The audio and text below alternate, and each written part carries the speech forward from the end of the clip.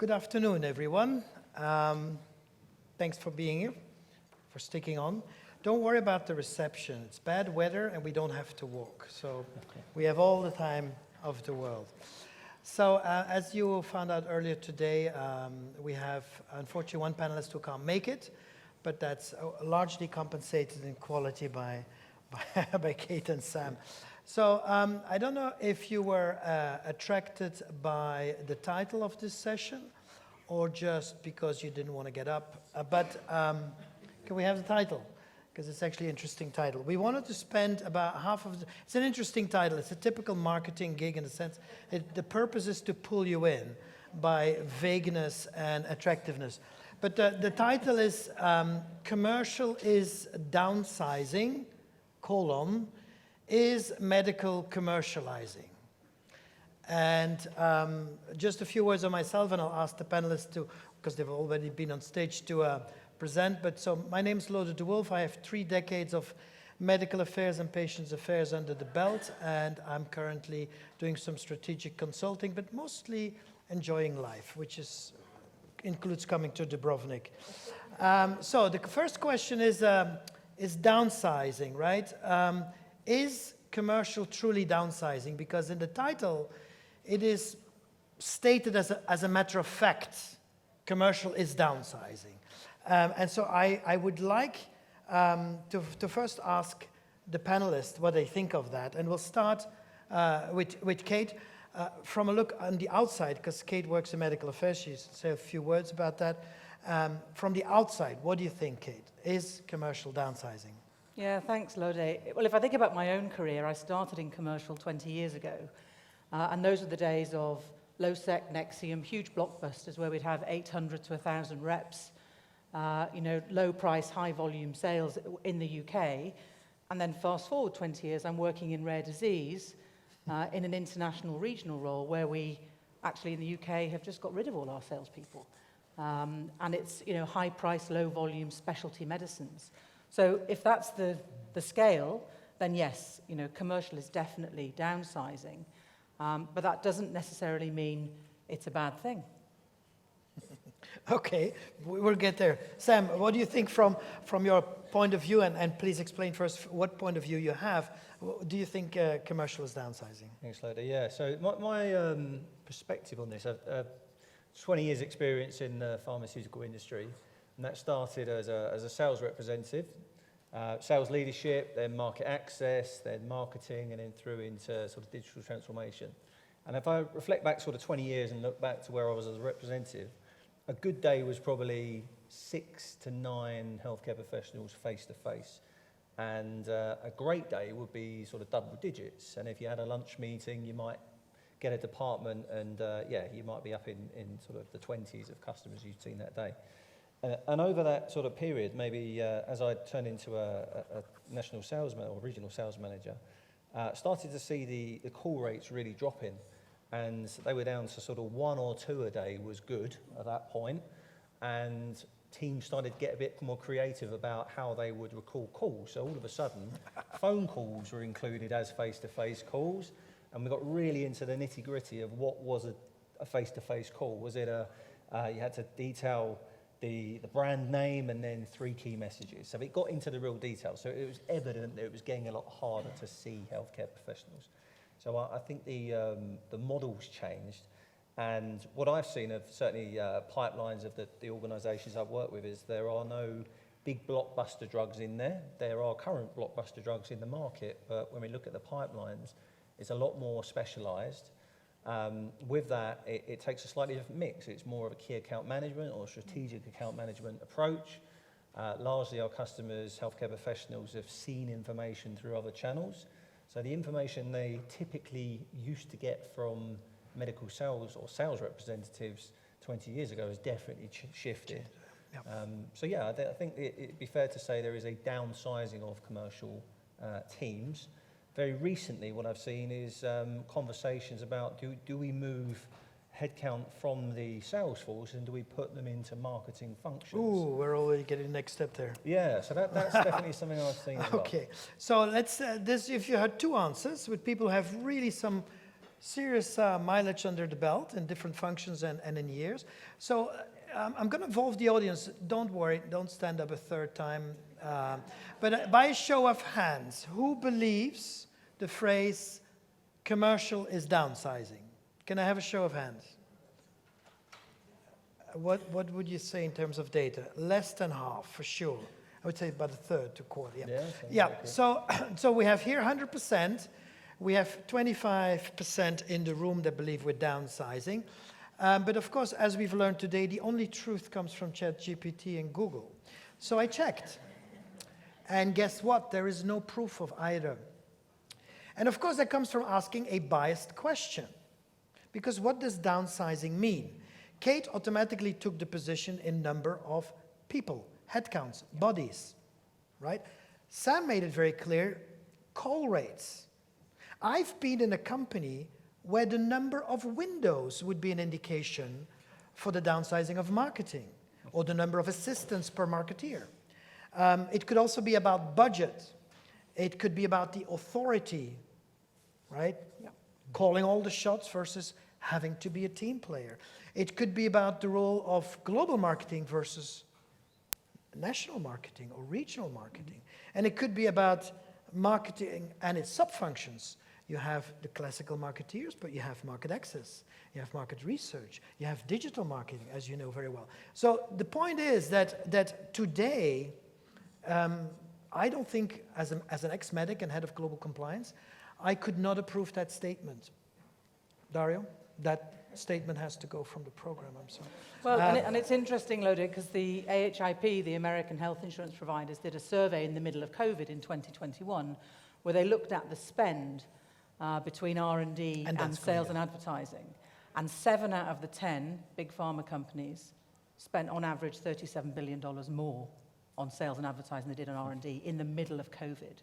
Which is like a 37%. But that could be just purely digital, and then if you use the definition of headcount, it's not. So don't be lured into a wrong discussion without first qualifying. That's what we're saying here, because maybe yes, you did go down on even a few hundred headcounts. But if you added 5 million to your digital budget, or you changed the role, it doesn't mean you're downsizing. That might be called ego downsizing, but it's not real downsizing. So don't worry about that. A few marketeers in the room, don't worry yet. You don't have to change career like they did. We'll move to the second part. The second part of the title was, oh, by the way, there's something that Dana, who couldn't be here, said. She wanted to be very clear to the audience that whatever changes we see, and Kate and Sam have talked to, they started well before COVID. Yeah. COVID was an accelerator, but was not the single cause. I mean, Kate, Sam, you want to comment on that? No, I agree. When I think about some of the impact medical teams I've worked with have had on launches, business, productivity, success, they happened way before COVID. Yeah, exactly. So this is not a new thing. Sam? Worked on an omnichannel journey an omnichannel campaign for a brand 2016, I think, so way before COVID. I've been in that time since then and now through 2 digital transformation major scale programs at 2 different organisations. First one kicked off way before COVID, and the first sort of campaigns out the door were just going out as the lockdowns were happening. So we had to be very agile in changing the narrative and some of the content. But yeah, that was all there way before COVID. COVID was purely just that accelerant.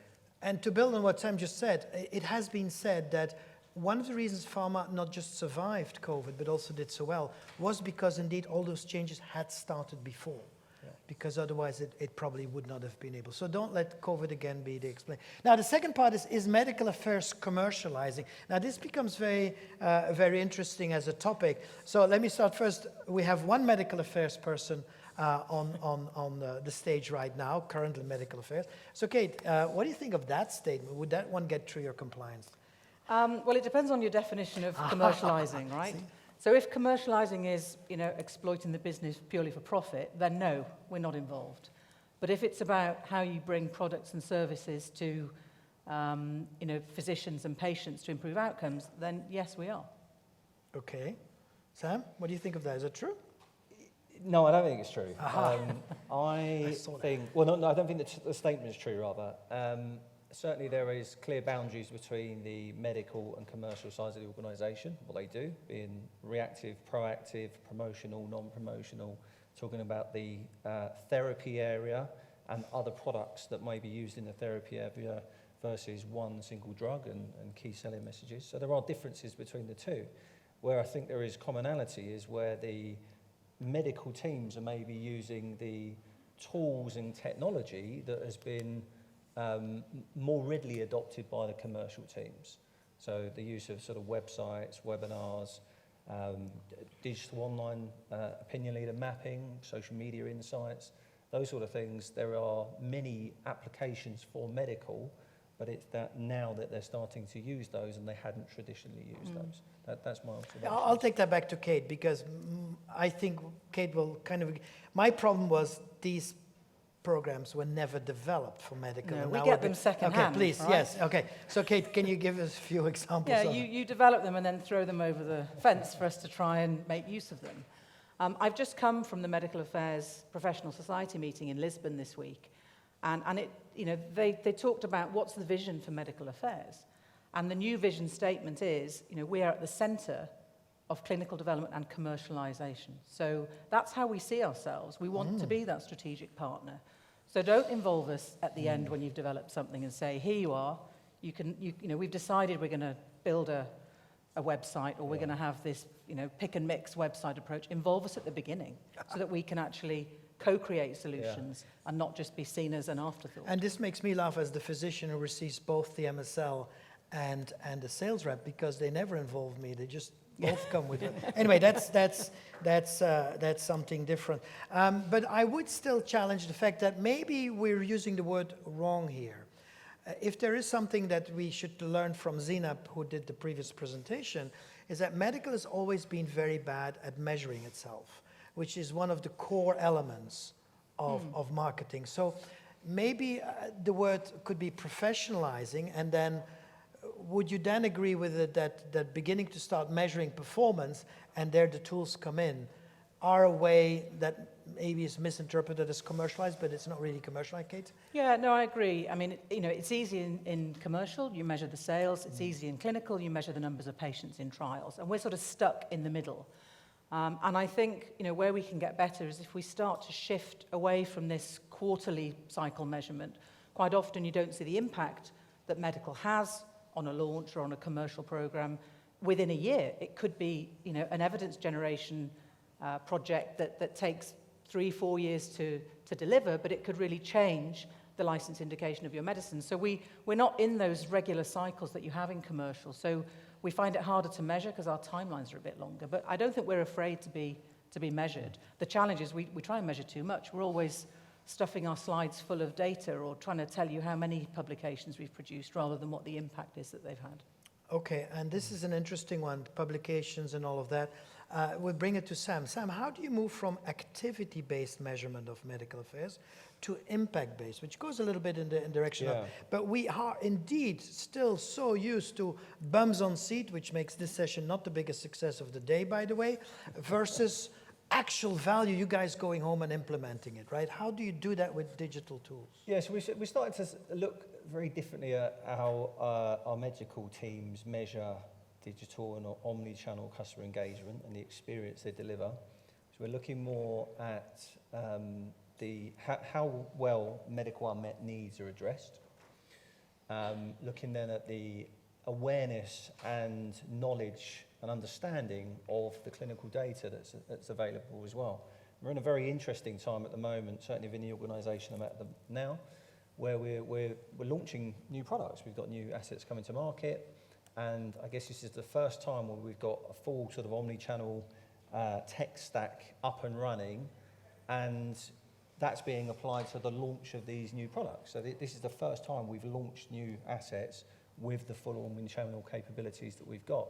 So there's an awful lot that the medical teams have done sort of pre-license and pre-launch that is then ready, sort of ball on tee, ready to be hit by the commercial teams when they start, when we get the license. Okay, but that's before. That would mean medical only has a role before you guys start. Kate, how do you do that after the launch starts? Yeah, well, I think there are there are arguments for a role. You know, I lead the field medical teams in Alexion, you know, pre, peri, and post-launch, actually. But you just got to be very clear on who's doing what. And it's this shift to the sort of key account management approach. And one of the things that we need to get better at is incentivizing our field teams in a way that drives collaboration and doesn't pit them, you know, field medical against field commercial for access with the same healthcare physician. So I think there was someone, I think it was Florent earlier today. You know, I felt really sad, actually, that your medical team weren't involved in your omni-channel approach, because there's a competitive advantage to be had there if you get it right. No, agreed. And on that, Sam, you said during the preparation call, in omnichannel, it's content that matters, not delivery. Could you elaborate a little bit on that? Because I think that goes in the same way as what yes, we've got a sort of a narrative that's floating around the organisation at the moment, which is that our customers, our healthcare professionals, don't see us as medical, commercial, or market access. They see us as one organisation represented by the company or the brand itself. So with that, we believe we have to work that much harder behind the scenes, more collaboratively, so that our sort of customer face is one that's very joined up, orchestrated and cohesive, so that the customer sees us that we're organised and they get that experience and not a disconnected one. So yeah, we've worked very hard really to pull together medical and commercial teams, really working through the nuances and all of the sort of nitty-gritty detail, so that the teams can come together. And we're in a position where we've got some great campaigns, actually, that are either medically led, commercially led, or somewhere they're co-led as well, and there's a handoff between medical and commercial. Mm-hmm. So it's a single story. Yeah. So, okay, on that I have a question to Kate, because it's been said about medical that, okay, not well wanting being able to measure themselves wasn't the biggest hurdle, but in fact being able to tell a story, to communicate. Could you please give your perspective on that? Yeah, definitely. I had a brief conversation with one of the speakers from the previous session before we came in. Yeah. And there is this sort of urban myth that people in medical, you know, can't tell a story or they just deliver data. And that was maybe true 10 years ago. It was a very transactional function. You have a question, I'll react to it, I respond, I share the data, I leave. But the companies that will win in medical affairs are those that can build that capability that you do so well in commercial, that storytelling, the pre-call planning, the listening, ability to ask insightful questioning, the follow-up, the connecting the dots. And that's really where we're heading in medical affairs, is building out those capabilities so that you get the full package. And I think it's important that we don't just become the Trojan horse of commercial and mirror exactly what you've done, because the doctors know. They see a different dance, whether it's a medical or a commercial person or a market access person sitting in front of them. So we've got to stay true to our origins, but just adapt and maybe learn a little bit from our commercial colleagues as to how to become better communicators. Mm-hmm. So if I summarize so far this part, I would say that what Kate and Sam has told us is it's about a single story and alignment, right? It's also about measuring, which is a new one.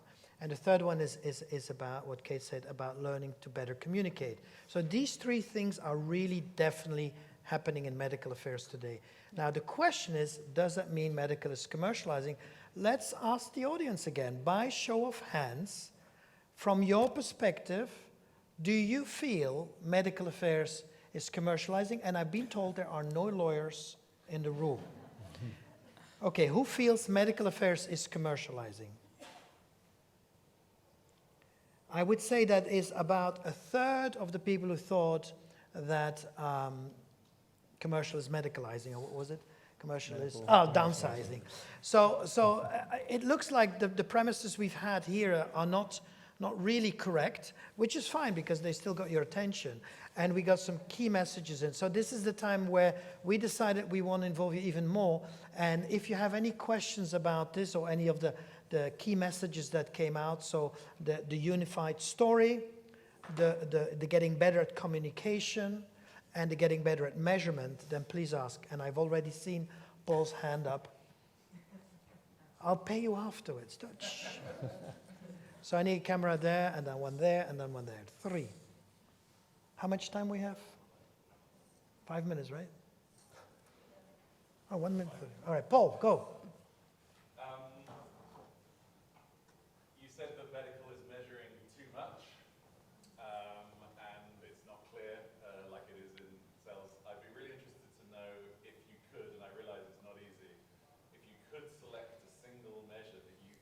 that medical affairs should be conveniently measured on, but don't answer that question for today. Ask it for the ideal in 2030.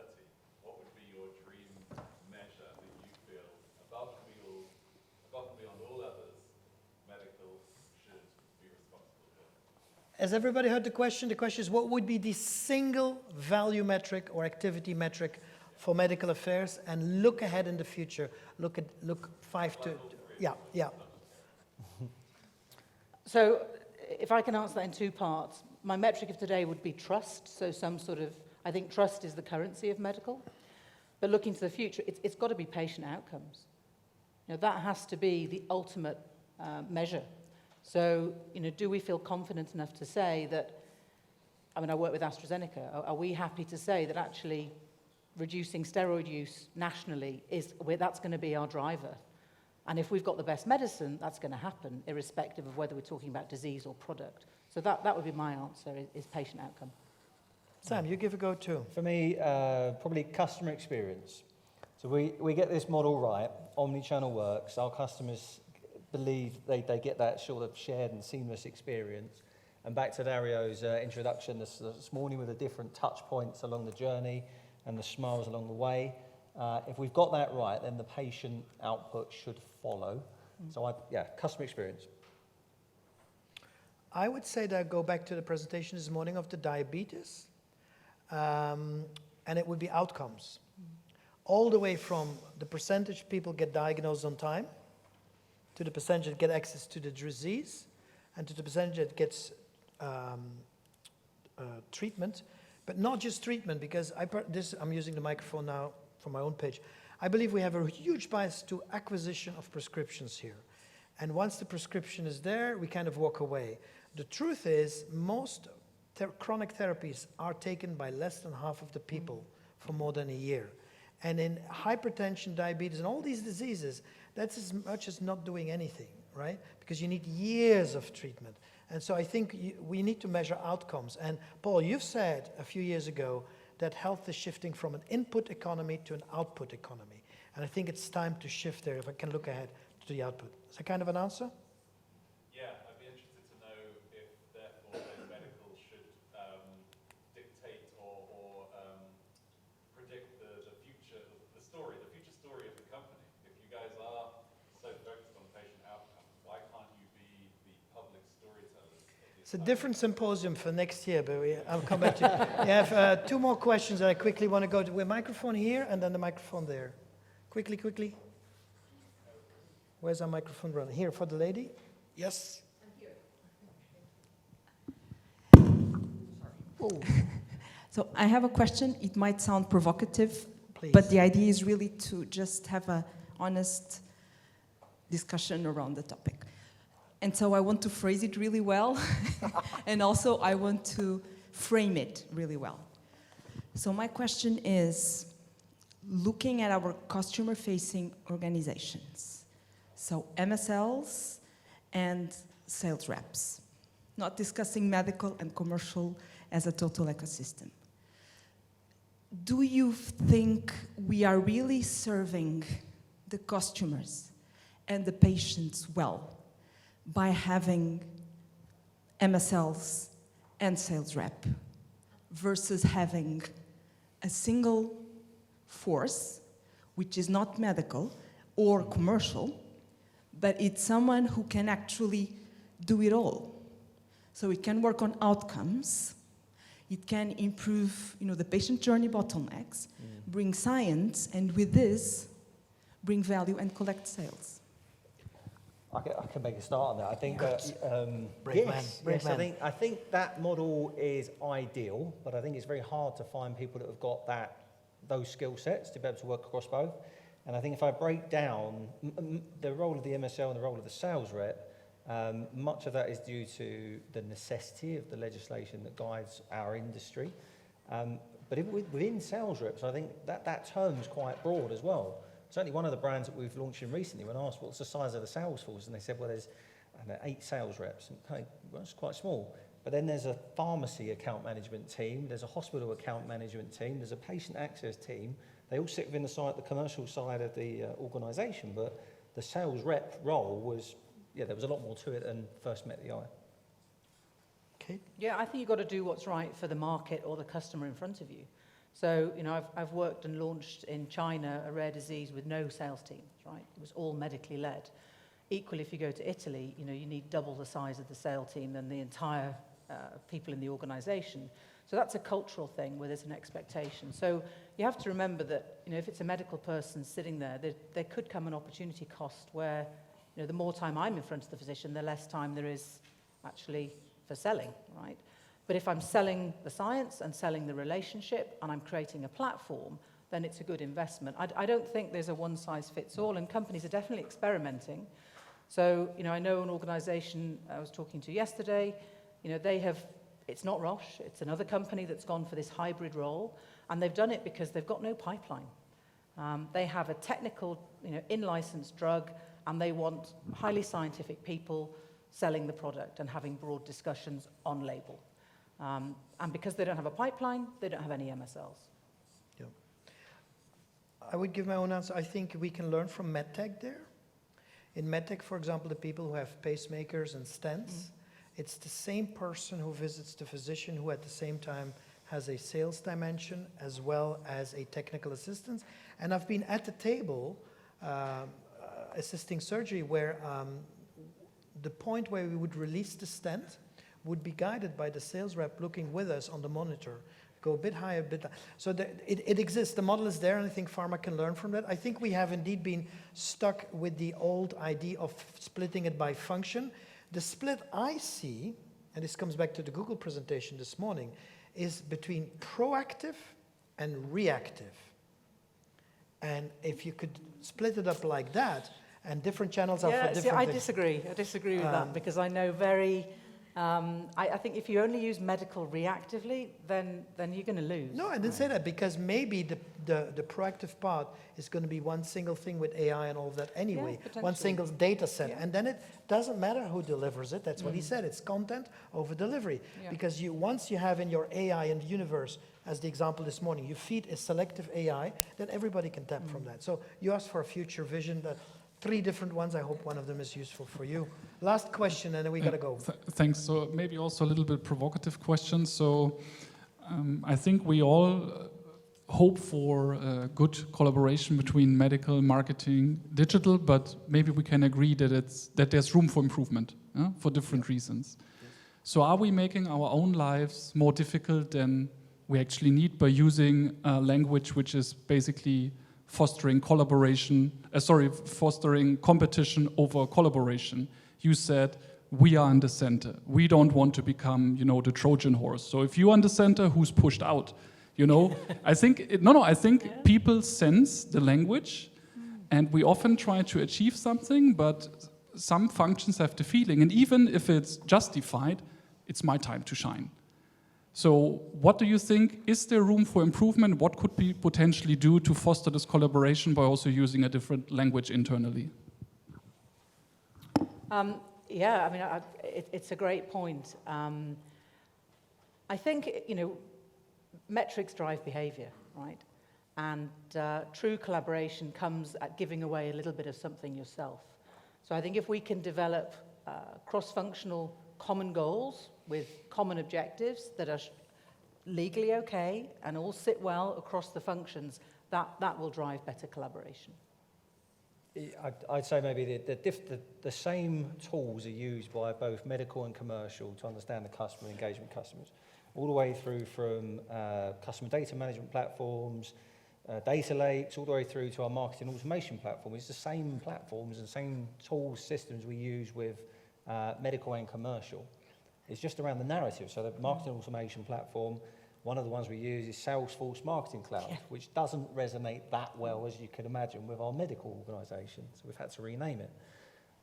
But yeah, it's really just trying to get both sides of the organisation with the same mindset, vision, understanding of the tools that they've got at their disposal to engage with healthcare professionals, and get that collaboration going there. Yeah. I would also say 3 points. One, language matters, you're right. It's one of the reasons that we can't allow warlike language. We will attack the competition, we'll fight for all these aggressive words. Language does matter. The second thing is, as somebody said earlier today, start with defining the customer need, and then in team decide who's the best one to meet that customer. That automatically then it's the customer who decides, it's not the function. And third one, as we saw very clearly from the Novo example with the triple bottom line, start at the top. If they're fighting at the top, there is no way they're not going to fight in the field. And it's very often, that's where the responsibility lies. That okay? Thank you so much for a wonderful panel. Thank you for the panelists, and let's go on.